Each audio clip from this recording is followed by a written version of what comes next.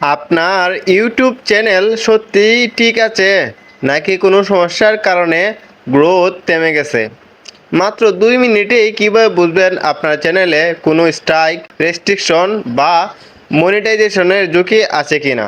আজকের এই ভিডিওতে ধাপে ধাপে সব দেখাবো, তাই ভিডিওটি শেষ পর্যন্ত দেখুন।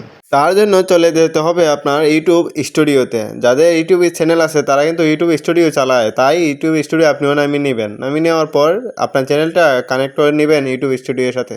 তারপর দেখুন এখানে ইউটিউব স্টুডিওর মধ্যে আসার পর সবার উপরে কর্নার দেখতে পারেন ছোটো করে একটি চিহ্ন, ছবি দেওয়া নিজের আপনার ইউটিউব চ্যানেলের, সেখানে ক্লিক করবেন। দেখুন ভালো করে লক্ষ্য করলে তাহলেই দেখতে পারবেন।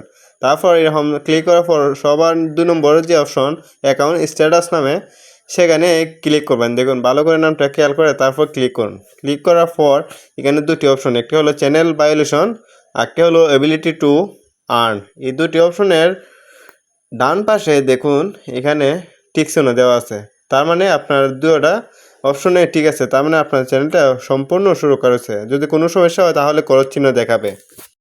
আশা করি এখন আপনি খুব সহজেই বুঝতে পারবেন আপনার ইউটিউব চ্যানেল ঠিক আছে কিনা।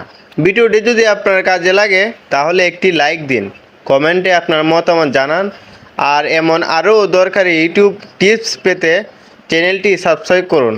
দেখা হবে পরবর্তী ভিডিওতে। আল্লাহ হাফেজ।